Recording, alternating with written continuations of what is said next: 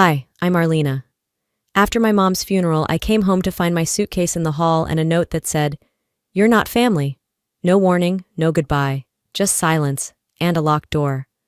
But what hurt more wasn't being kicked out. It was realizing I'd been used all along. The months I spent caring for her, erased, the house I called home, listed for sale behind my back, and that note? It was just the beginning. What else were they hiding? And why was I the one they needed out of the picture? I looked at the note again, folded it carefully, and slid it into my wallet. If they wanted a war, I wouldn't start it, but I sure as hell would finish it. The house still smelled faintly of lemon floor polish, Mom's scent.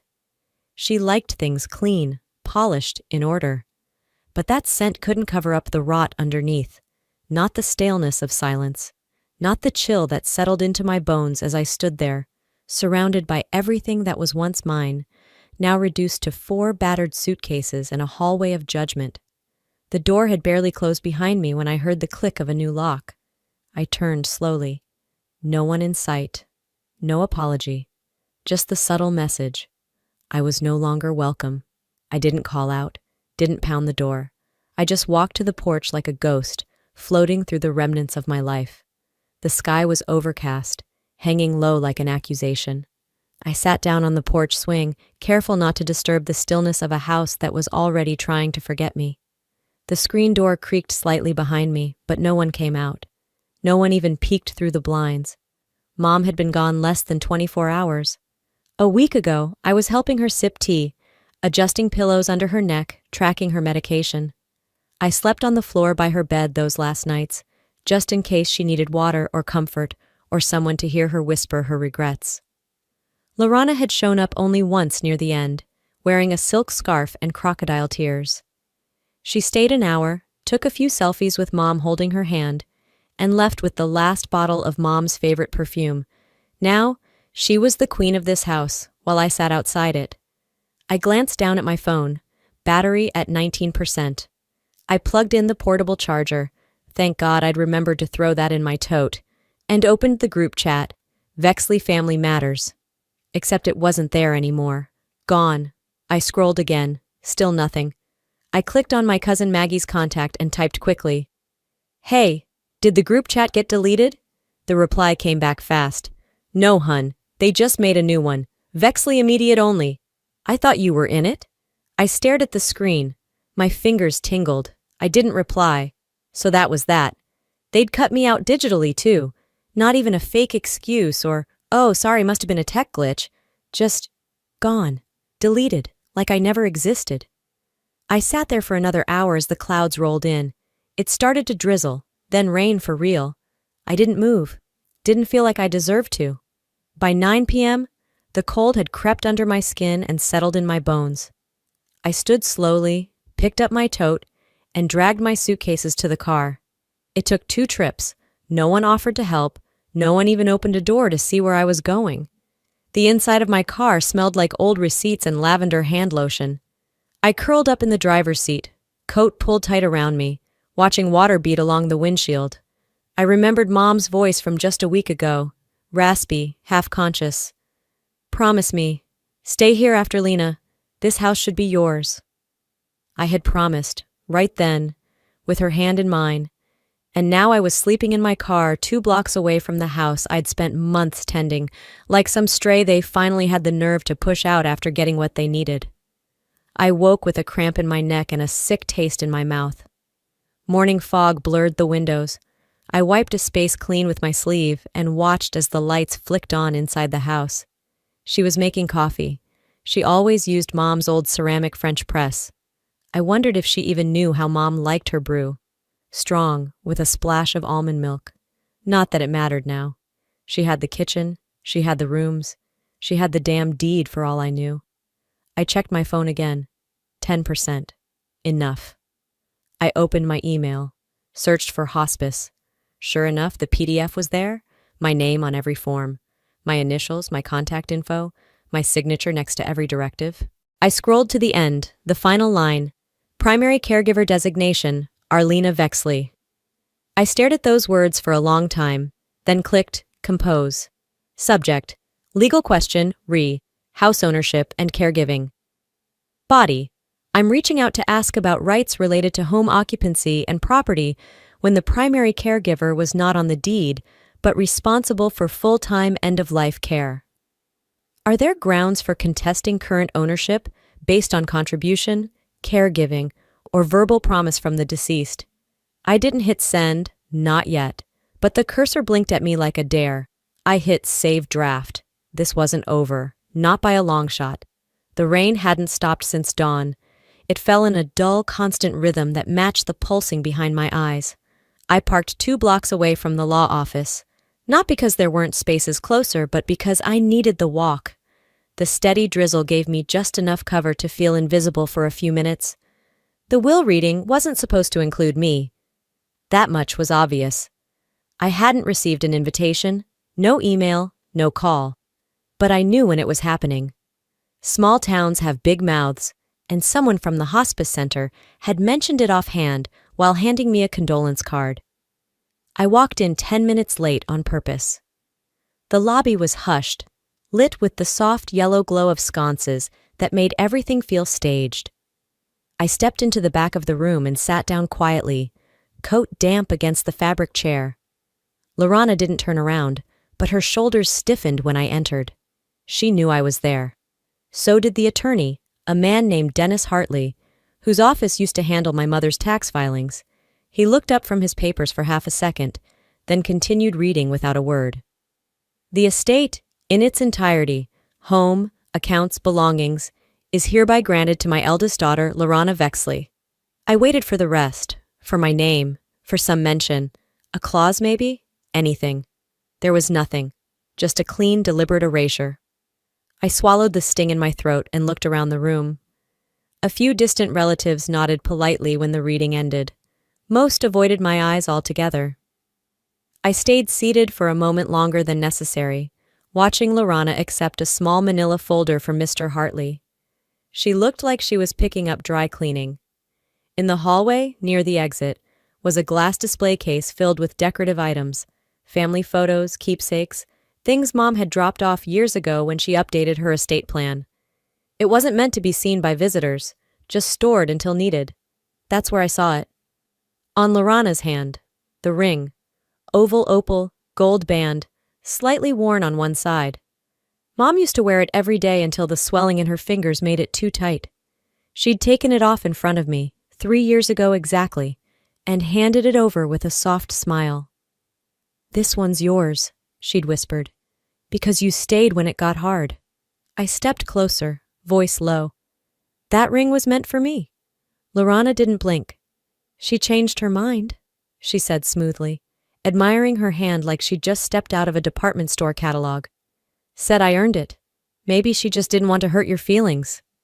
The words were sharp, but her tone was worse, casual, practiced, dismissive. "She was barely conscious," I said. "She couldn't have said that." "You're right, she was slipping. But you know how guilt makes people act. Maybe she realized she'd misjudged me." I stood there, silent, not because I lacked something to say, but because I knew none of it would change a thing. She wasn't interested in truth. She wanted reaction, and I wouldn't give her the satisfaction. Instead, I turned and walked out, feeling the heat rise up my chest as I crossed the wet sidewalk and climbed into my car. For several minutes, I sat behind the wheel, engine off, hands trembling slightly on my knees. I opened the glove compartment and pulled out my old leather-bound notebook, the one with the bent corner and coffee stain on page 2. I flipped past half-used pages until I found a blank one and started writing. Who signed the official will? Was Mom's journal still in her bedroom? Who witnessed the signature? Hospice staff? Any of them ever speak to Lorana directly? Medical records? Who handled her sedation schedule? It wasn't anger that pushed the pen, not just that. It was clarity. I had spent the last few days trying to believe there had been some kind of misunderstanding, that it was grief, stress, old tension that made them treat me like this. But now, the pattern was too clean, too organized.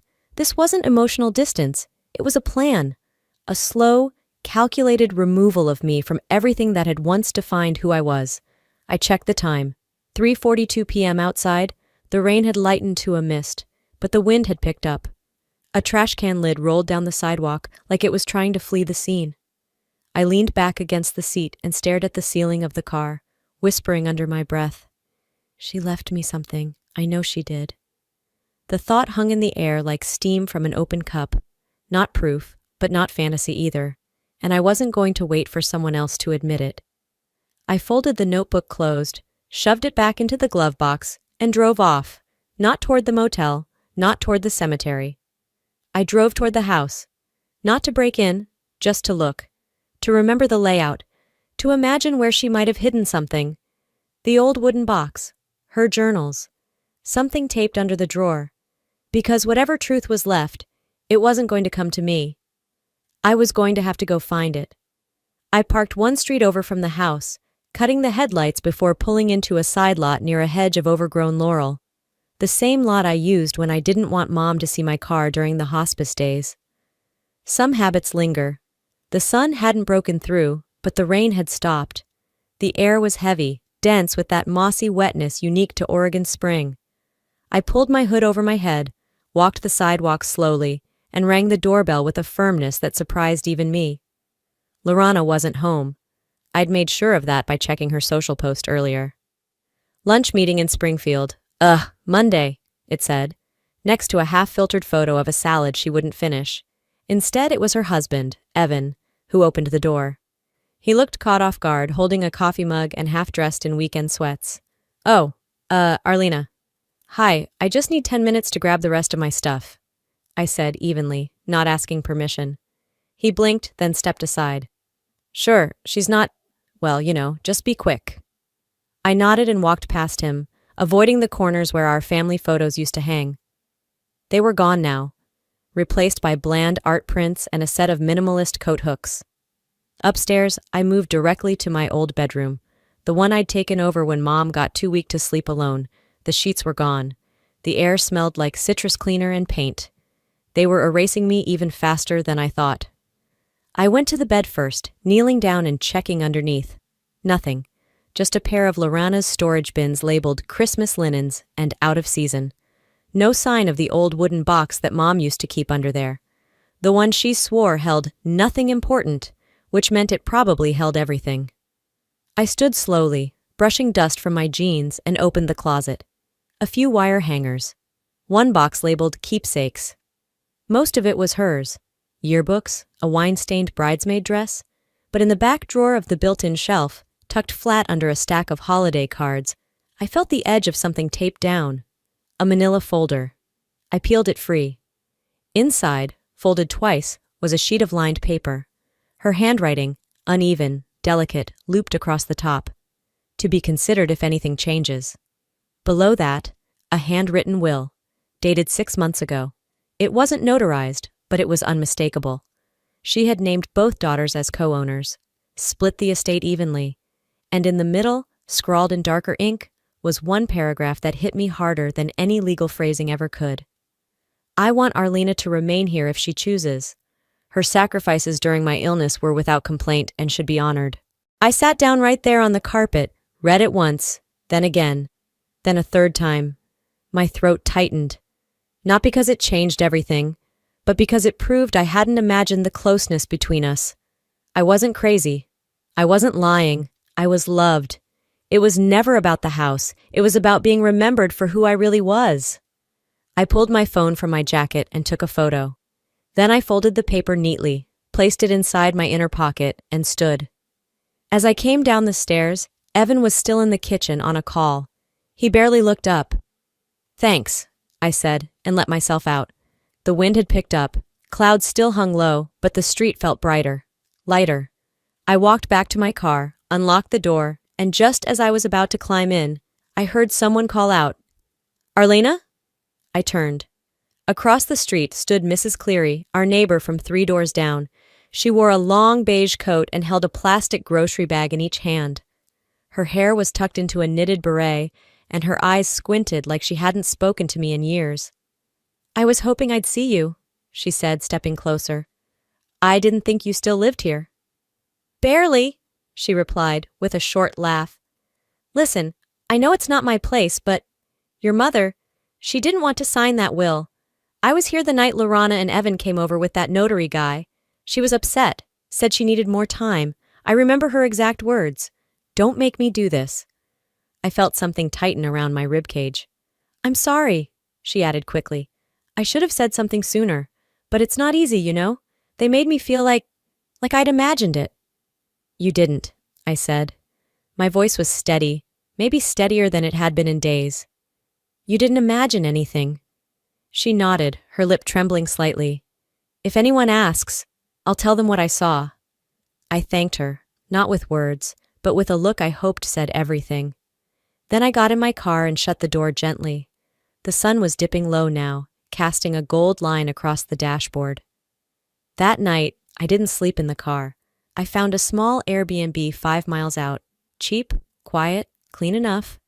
I made tea in the microwave, sat cross-legged on the bed, and stared at the folder I'd brought with me. I'd read the will again. I'd replayed Mrs. Cleary's words at least a dozen times. And then I picked up the phone. I called the number from the legal firm Mom had used years ago. A man answered, professional and calm. Calver Law, this is Derek. I cleared my throat. Hi, my name is Arlena Vexley. I need to speak with attorney Derek Calver. You're speaking to him, he replied. How can I help? It's about a will, I said, pressing my palm flat to the bedspread, and a house I was erased from. There was silence, then. Go ahead. I didn't tell him everything, not yet, but I told him enough. The will I found, the caregiving, the neighbor, the feeling in my gut that none of this was an accident. He didn't make promises, but he listened. And for the first time in weeks, I felt like someone was really hearing me. I hung up the call and sat still for a long minute, feeling the faint hum of the fridge in the little studio apartment above the garage. It wasn't much, a bed, a sink, a hot plate, but it was quiet, and it was mine. The soft knock of rain on the skylight had become familiar now, a kind of dull white noise that let me think. Later that evening, Derek called back. His voice was sharper now, clipped in that way lawyers get when something doesn't sit right. We need to meet, he said. That document you found, it's enough to raise some serious questions. Coercion, undue influence, maybe even fraud. If we can show that your mother was pressured, there's precedent. What does that mean for me? I asked, sitting at the small folding table I used as a desk. It means the current will might not be the one that stands, he said, if we act fast. He paused before adding, but you should see this first. He sent a link to my email, a real estate listing. There it was, Mom's house, the house I cooked in, cleaned, cried in, listed publicly like a piece of used furniture. Cleaned out for quick turnover, it read, perfect for investors, owner managed, private showings available by request. Contact Lorana Vexley. I stared at the screen until the words blurred. My name wasn't there, not in the listing, not on the deed, not even in the legal narrative anymore.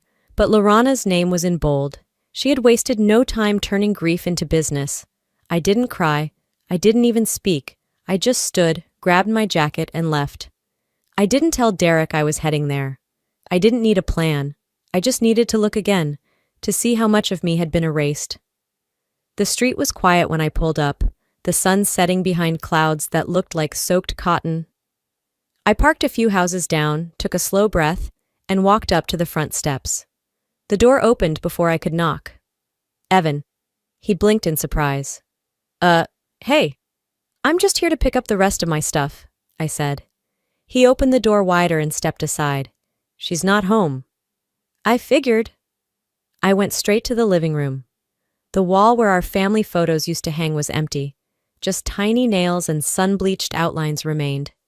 There had been a picture there, a candid one of me and Mom in the backyard, planting tulips. Her laugh was caught mid-motion. It was her favorite, gone. The bookshelf next to it had been stripped bare. Only Lorana's wedding photo remained, next to a vase with silk orchids. In the hallway, the linen closet had been reorganized. No sign of the quilt my grandmother made. No trace of the perfume Mom used to keep tucked behind the towels. I opened drawer after drawer, cupboard after cupboard, like I was searching for a ghost. Upstairs, in what used to be Mom's room, I stood at the doorway and didn't step in. It didn't feel right. Not anymore. I walked back down, quietly. Evan was in the kitchen, stirring something on the stove. You find what you needed? No, I said. I didn't. He didn't ask for details. Back in my car, I pulled out my phone and texted Derek. Me. Do you still need receipts? Derek. Everything. Every note, every text, every invoice from when you were living there. Hospice emails, utilities, anything with your name. I hesitated, then typed. Me. I'll get it to you tonight. He replied instantly. Derek. Good. If they want to sell that house, they'll have to drag you through a courtroom first. I didn't smile. Not really. But the pressure in my chest shifted. It wasn't gone, but it had shape now. Direction. For months I had let grief hold the pen. Let silence write the ending. Not anymore. I went back to the apartment, made coffee, and pulled out a plastic folder I hadn't touched in weeks. It had everything. My leave of absence form from work, the hospice intake packet, receipts from prescription pickups, screenshots of conversations with Mom. I organized them one by one, printed extras, scanned what I could, labeled folders. At 1 a.m, I uploaded it all to a shared drive and sent the link to Derek with a single line. Attached are all materials related to Arlena Vexley's care of Marlene Vexley, deceased. Then I sat back, stared at the wall, and whispered to no one. If you think I'm just going to fade out, you really don't know me. The morning after I sent Derek the documents, I got a text from Lorana, just 4 words. Coffee? 1 o'clock. Maze. Maze Cafe was neutral ground. Downtown, always busy, impossible to make a scene in without getting side-eyed by strangers sipping oat milk lattes. I stared at her message, then typed, then deleted, then typed again. See you there. The weather had turned that kind of chilly, where the wind doesn't scream. It just whispers threats you can't ignore. I wore a navy jacket and brought my leather-bound receipt folder. No frills, no excess. Just the facts. She was already there when I arrived, perched at the corner table like she owned the building. Designer sunglasses on the table, chai tea untouched. She didn't get up when I walked in, just looked me up and down and said, You look tired. I sat. I've been busy. She didn't blink. I figured. There was a pause long enough for the waitress to bring water and disappear again. Then Lorana leaned forward and got to the point. She gave it all to me, she said, voice like ice. Because you were always the helper, not the heir. I didn't flinch. I didn't look away. I let it hang between us like the stench of something rotten. When I finally spoke, my voice was even. She also told me weeks before she passed that she didn't want a single thing sold without my say-so. She was sick, Lorana said with a shrug. She said a lot of things near the end. And yet she remembered to leave you the house, the ring, and apparently my place at the table. She smiled. Because I earned it. That's not what hospice said when they billed me for everything, I replied, reaching into my bag. I pulled out the folder, unzipped it, and slid a copy of the hospice summary across the table. Every invoice came to me, every payment cleared from my account. She glanced at it, barely, then rolled her eyes. So what? You wanted a trophy for being the good daughter? No, I said. I wanted my name not erased from the life I helped hold together. Lorana leaned back, folding her arms. This is just about guilt. You were always soft, always trying to fix things. You think it's weakness to care? I asked. That's why you never noticed when people started backing away from you. She tilted her head. People like who? The ones who saw you pressure her, the ones who heard her cry after your visits. You pushed her, and now you're pushing me. Silence. I kept my gaze steady. If you go through with selling the house, I'll take everything, documents, receipts, statements, witnesses, and hand it straight to the probate judge. You think a folder of bills is going to stop this? No, I said, but it'll slow it down. And when people start asking why the will changed 6 months before she died, why the power of attorney transferred with no doctor's letter, you'll be the one answering. Her fingers tightened around the ceramic mug. You're unbelievable. On the contrary, I said. I'm exactly what you believed I wasn't. I stood. If you touch one more thing that belonged to her, I'll bury you in court filings. I've got time. I've got proof. And this time, I'm not staying quiet. I left her sitting there. As I stepped outside, the late afternoon light filtered through thin clouds, casting long shadows on the sidewalk. I didn't rush. I didn't look back. 10 minutes later, my phone rang. Derek. "You all right?" he asked. She didn't take it well. "She's not going to back off, Arlena." "I know." "Be ready," he said. "They won't fight fair." I walked to my car, unlocking it with the remote. They never did. That night, I didn't sleep much. I didn't cry either. I went through Mom's old emails, cross-checked dates, flagged names I recognized. I built a spreadsheet. I labeled every PDF, and sometime around midnight, I whispered the phrase I'd been avoiding for weeks.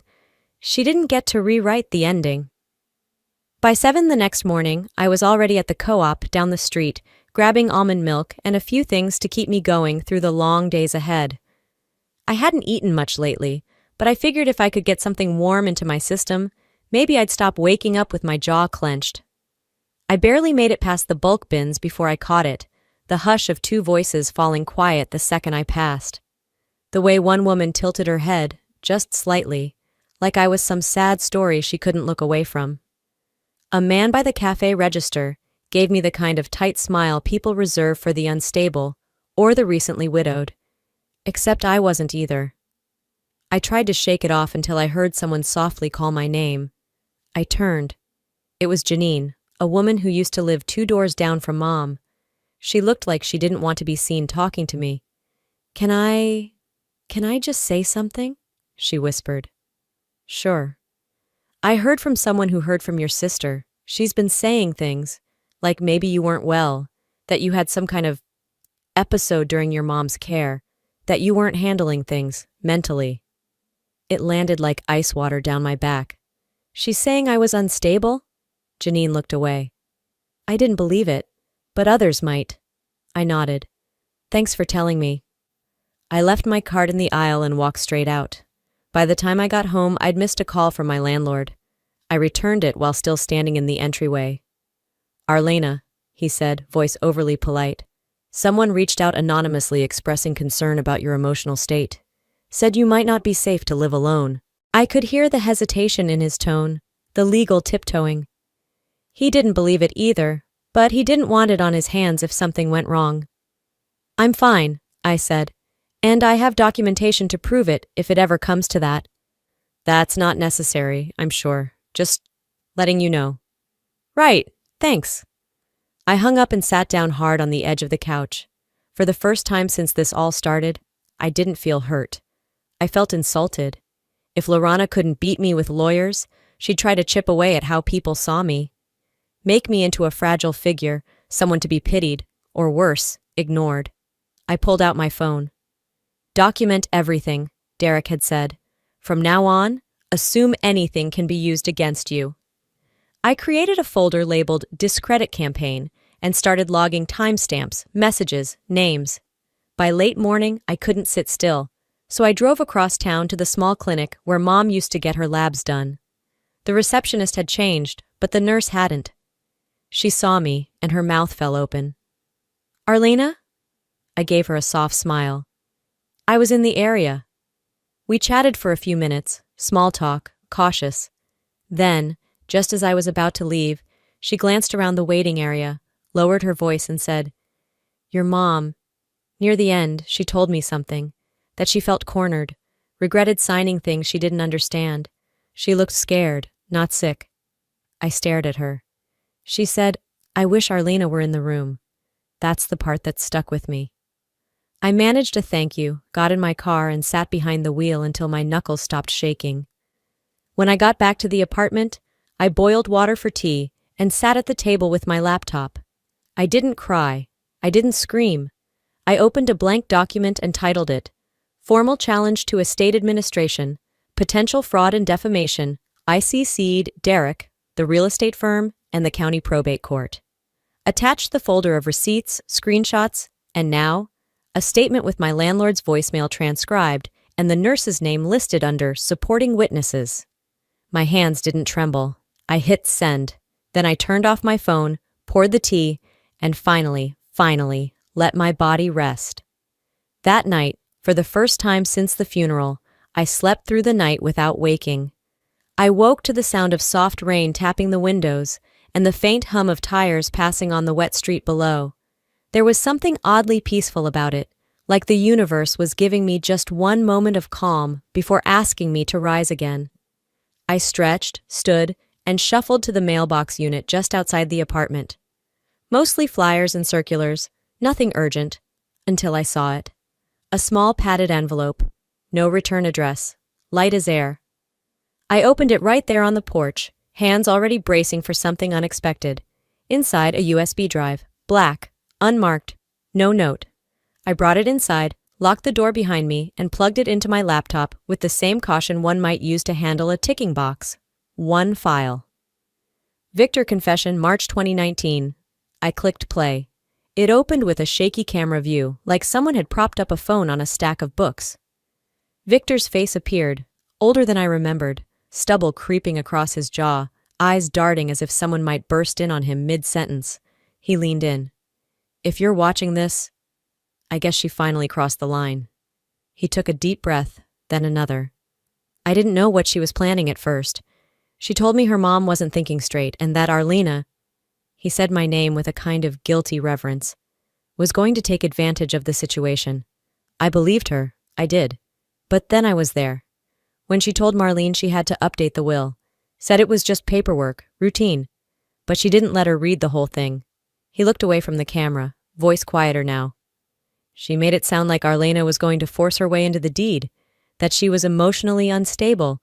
She even said, "We just need Mom to sign it before Arlena tries anything crazy." That was the exact line, and I went along with it, until I couldn't anymore.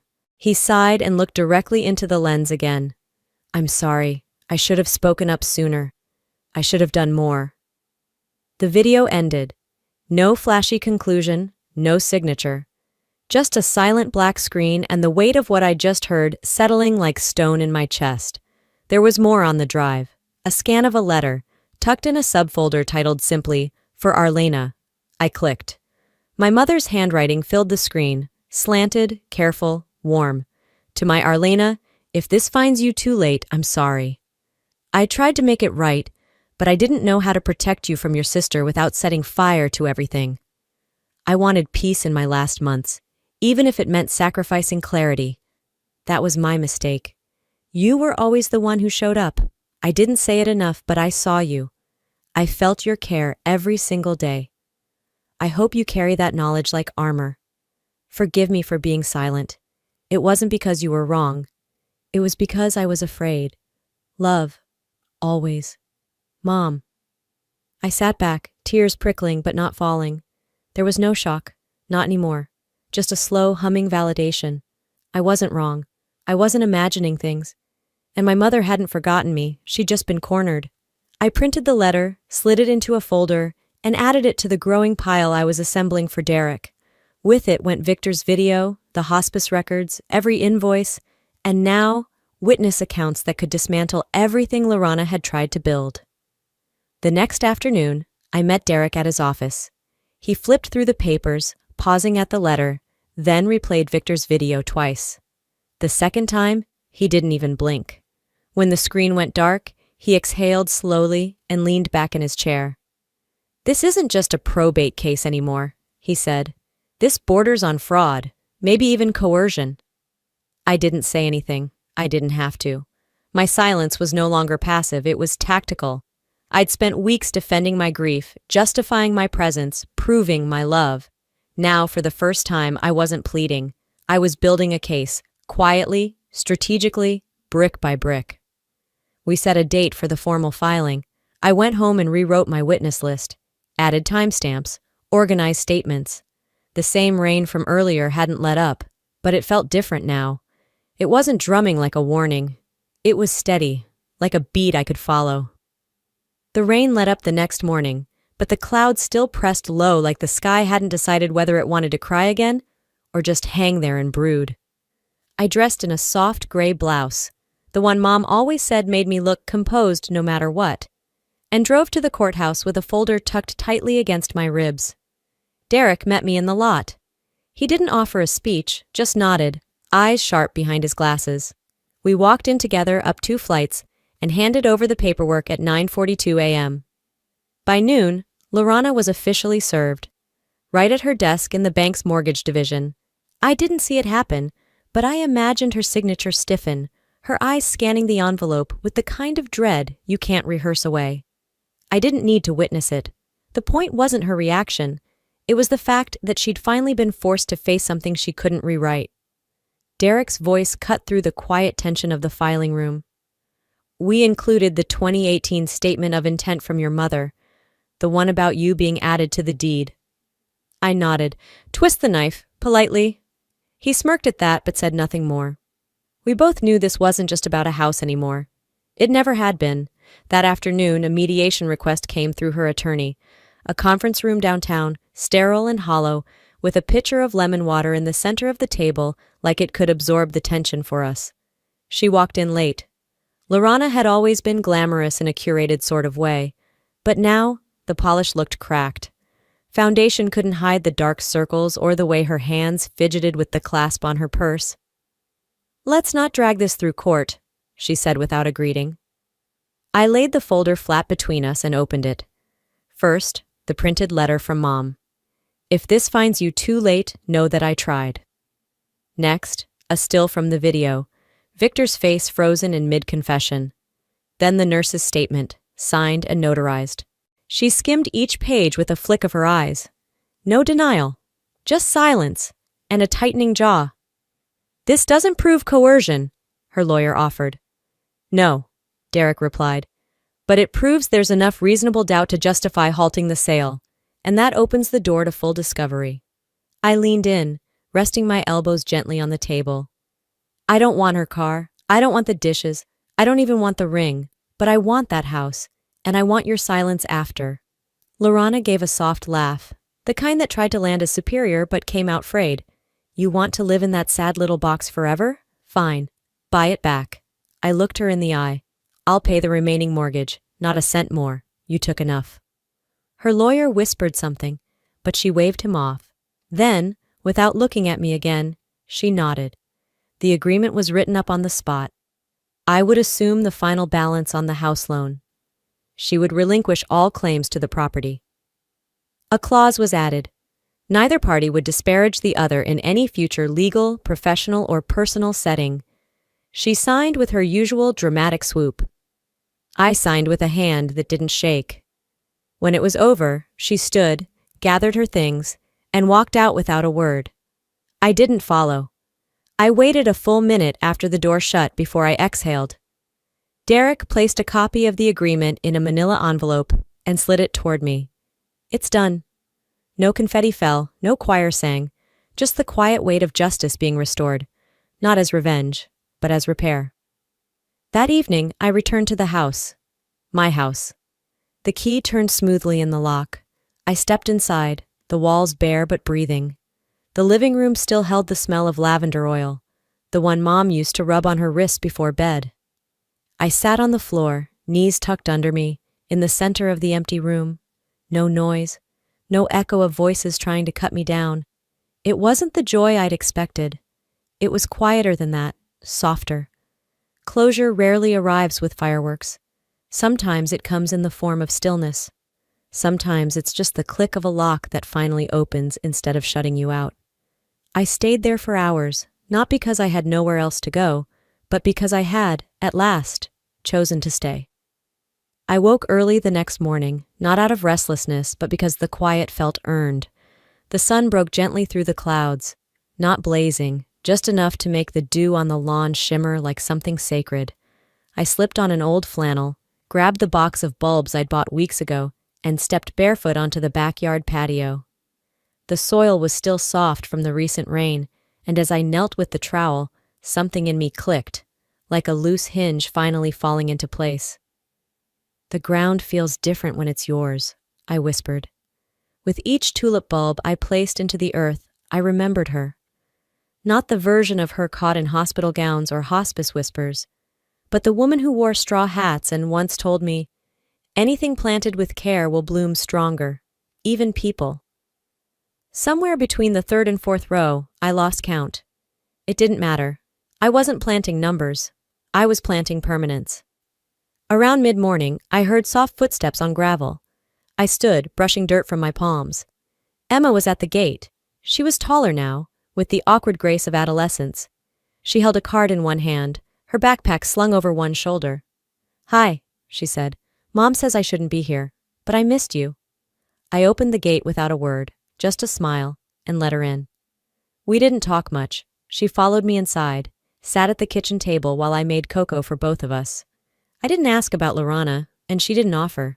That silence for once felt mutual, like we both knew not everything needed naming. After a half hour, she stood to leave and handed me the card. "It's nothing big," she mumbled.